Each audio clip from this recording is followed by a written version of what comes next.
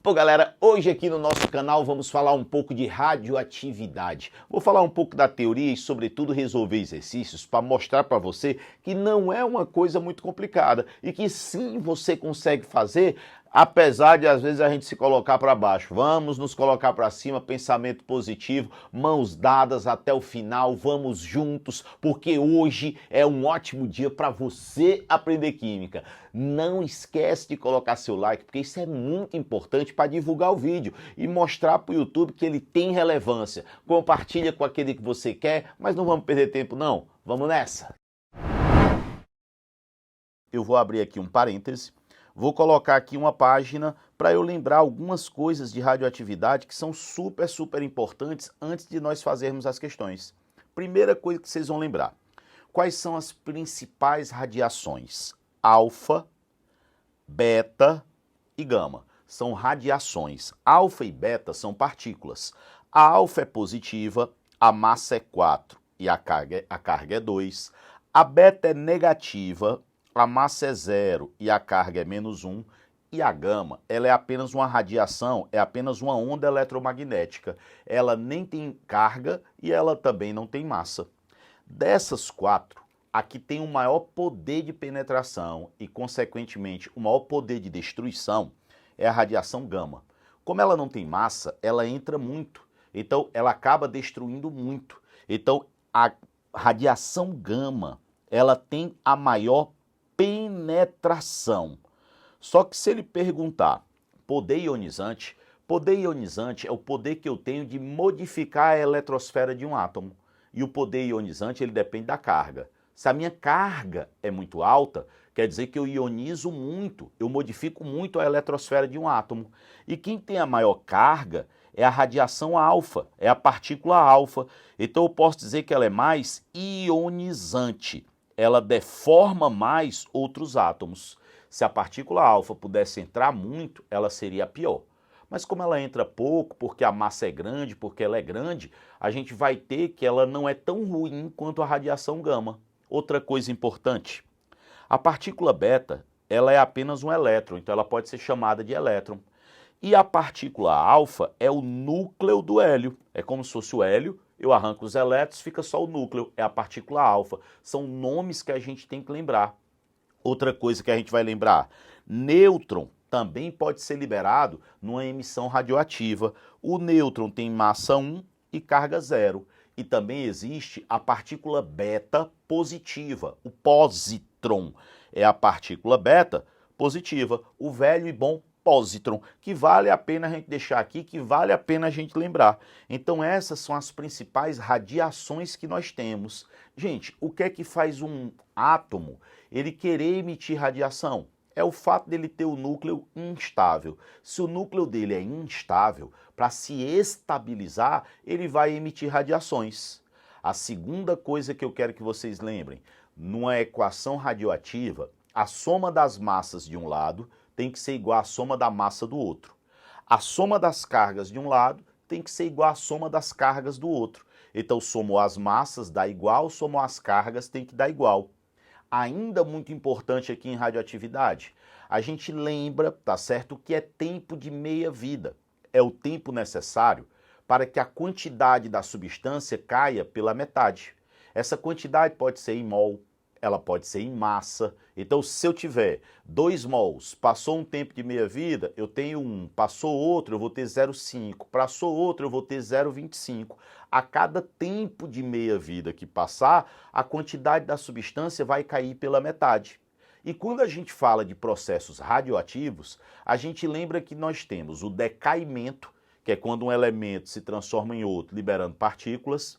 A gente tem a transmutação artificial, quando o elemento é bombardeado e se transforma em outro, ela é artificial porque eu tenho que bombardear. E eu tenho fissão e fusão.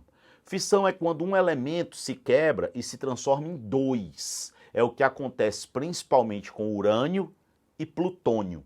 Urânio e plutônio, bombas de Hiroshima e Nagasaki. Então a bomba nuclear é feita a partir da fissão. A energia nuclear da usina também é a partir da fissão. mas de todos os processos radioativos, aquele que libera a maior quantidade de energia é a fusão. E a fusão ocorre principalmente entre átomos de hidrogênio para produzir o hélio.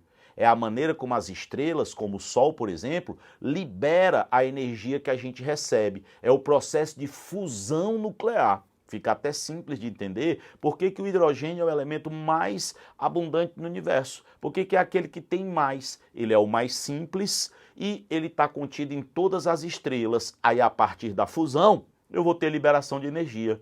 Ó, foi um briefing rápido sobre radioatividade. Agora vamos para as questões. O que é que a gente tem aqui como primeira questão? As radiações ionizantes são caracterizadas por terem energia suficiente para arrancar elétrons de um átomo. Ao interagirem com os tecidos do corpo humano, dão origem a diversos efeitos que podem levar à morte das células. Os principais tipos de radiação ionizante são as radiações gama, originadas das transições nucleares, raio-x, originado de transições eletrônicas, partículas alfa, que são núcleos de hélio, elétron, que é a partícula beta, e os nêutrons. O quadro apresenta algumas propriedades desses diferentes tipos de radiação. Gente, ele deu massa e carga. Para uma mesma intensidade de radiação, a que tem o menor poder de penetração em tecidos é a radiação. A penetração, ela é tanto maior quanto menor for a massa. E aquela substância que vai ser barrada com mais facilidade é aquela que for maior, aquela que tiver massa maior. Ela não consegue entrar na matéria. Quando você olha, ó, a distância, quem tem a maior massa bem aqui é a partícula alfa. Se a partícula alfa tem a maior massa, até uma folha de papel consegue segurar. Então, ela tem o menor poder de penetração, que foi aquilo que foi perguntado. Então, menor poder de penetração, partícula alfa. Vocês viram como isso cai de forma bem direta? Vamos para a seguinte, que é que eu separei aqui. Olhem só, embora a energia nuclear possa ser utilizada para fins pacíficos, que no caso é a nossa energia nuclear da usina nuclear, usando urânio, tá? Lembrando que o urânio, ele não é um combustível que é considerado poluente demais. Por que ele não é tão poluente? Porque eu uso pouco urânio para gerar muita energia, então a quantidade de lixo nuclear não é tão grande. Já numa usina termoelétrica, a quantidade de lixo é absurda, então a usina nuclear é menos poluente do que uma usina termoelétrica. Recentes conflitos geopolíticos têm trazido preocupações em várias partes do planeta e estimulado discussões visando o combate de armas de destruição em massa. Além do potencial destrutivo da bomba atômica, uma grande preocupação associada ao emprego desse artefato é a poeira radioativa deixada após a bomba. Porque, gente, quando a bomba explode, ela vai ter o efeito de empurrar o ar, o efeito de compressão, ela vai ter o aumento da temperatura, agora, sobretudo, ela deixa uma poeira radioativa que faz com que aquele local tenha que ser isolado durante muito tempo. Ela deixa resíduos radioativos, tornando o ambiente ainda radioativo durante anos. Então ele diz, qual o processo envolvido na detonação dessa bomba? Vocês vejam que eu poderia ter simplesmente lido o comando, porque se ele fala da bomba nuclear, ele fala da fissão. Se ele falasse da bomba de hidrogênio, ele falava da fusão. Então, bomba nuclear e usina nuclear é fissão do urânio. Então, vamos lá. Letra A, fissão do urânio provocada por nêutrons. O que é que acontece? O nêutron bate no urânio, quebra o urânio, que libera 3 nêutrons, cada um pega um urânio, cada um libera 3, e essa reação ela vai acontecendo em progressão geométrica. A gente diz que é uma reação em cadeia. Então, com certeza, letra A é a resposta. Letra B, ele fala fusão do hidrogênio provocada por prótons. A fusão não é provocada por próton e a fusão, ela forma a bomba de hidrogênio e não a bomba nuclear. Então tá fora. Letra C, desintegração nuclear do plutônio provocada por elétrons. Gente, O plutônio ele não sofre desintegração, é fissão. Desintegração seria desaparecer, então fora. Letra C, associação em cadeia de chumbo provocada por pósitron. Eu não tenho associação de chumbo. Chumbo na radioatividade normalmente é o fim de uma série radioativa. Quando um elemento grande, radioativo, começa a decair, começa a se transformar em outros elementos, na maioria das vezes o objetivo dele é chegar no chumbo. É o fim de uma série radioativa, mas não existe essa bomba de chumbo. E letra E, decaimento radioativo do carbono provocado por partículas beta. Gente, decaimento radioativo de carbono é a história do carbono 14, tá certo? O carbono 14, ele vai decair espontaneamente, mas não vai ser provocado por ninguém. É a maneira de eu fazer a medida da idade dos fósseis, né? Usando o carbono 14. Mas, claro, não tem nada a ver com bomba, então, fora. Próxima. Com a descoberta de emissões de energia do rádio 226 por Marie Curie e Pierre Curie, o fenômeno foi denominado de radiação alfa ou emissão alfa. Posteriormente, verificou-se que a emissão alfa, na verdade, são partículas que correspondem a núcleo de hélio formado por 2 prótons e 2 nêutrons. Assim, no decaimento alfa, um núcleo instável emite partículas alfa, tornando-se um núcleo filho que seria mais estável. Se um núcleo de rádio 226 emitir 2 partículas alfa, qual será a massa do núcleo filho? Poxa, se ele fala que o rádio pesa 226 e que vai emitir 2 partículas alfa, que cada uma pesa 4, 2 vezes 4 daria 8. Como a soma da massa de um lado tem que ser igual à soma da massa do outro, se aqui deu 8 e aqui tem que dar 226, a massa desse elemento X vai ter que ser 218. 218 mais 8 daria 226. Então o que ele queria era apenas isso. Atentem porque isso cai pra caramba. A soma das massas tem que se conservar e a soma das cargas também. Então 218, letra E, seria a resposta que a gente está procurando. E eu separei para a gente concluir essa nossa revisão, onde o cara diz a seguinte coisa.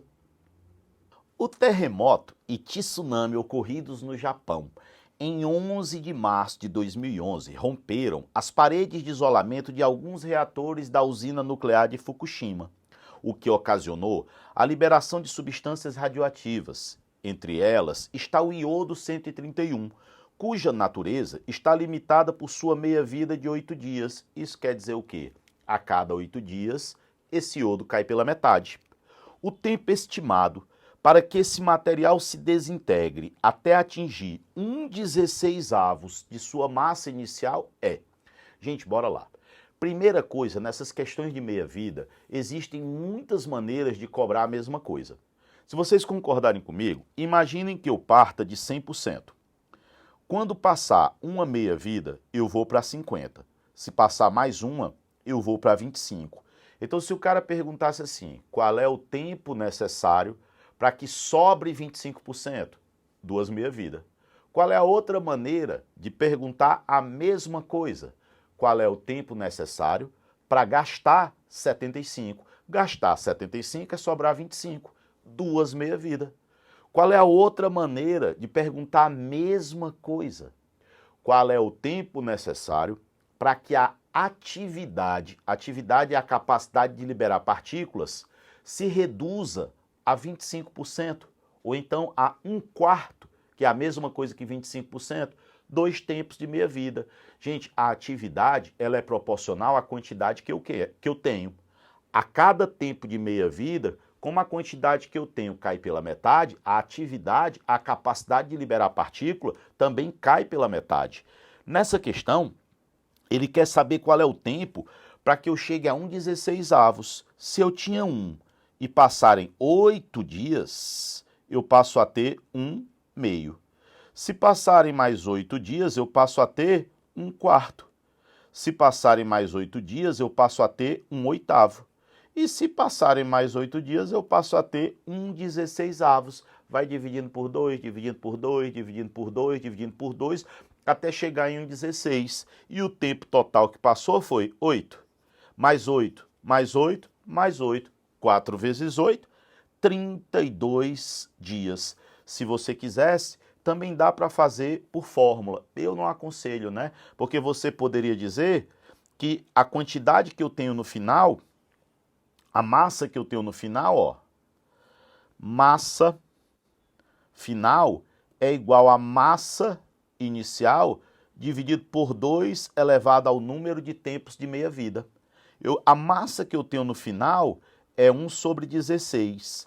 Vai ser igual a massa inicial, que é 1, 2 elevado ao número de tempos de meia-vida. Multiplicando em cruz, 2 elevado ao número de tempos de meia-vida dá 16. E 16 é 2 elevado à quarta.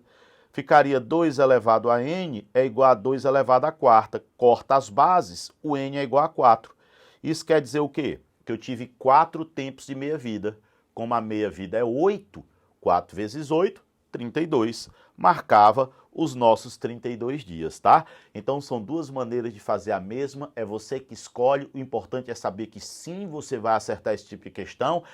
Agora, depois de ter visto esse vídeo, eu quero que você me diga com sinceridade como as questões elas podem ser resolvidas com tranquilidade. Então você precisa de alguns conhecimentos básicos. É claro que aqui a gente falou mais da parte de transmutação, transformação de um elemento em outro, falou de meia-vida. Aqui no nosso canal nós temos aulas sobre bomba atômica, usina nuclear, para vocês darem uma olhada. Então dá para complementar e sim, dá para fazer qualquer questão que vocês quiserem de radioatividade. Nunca se diminuam, sempre para cima, e nós aqui, ó, estamos sempre juntos. Beijo imenso e depois a gente se vê em outro vídeo.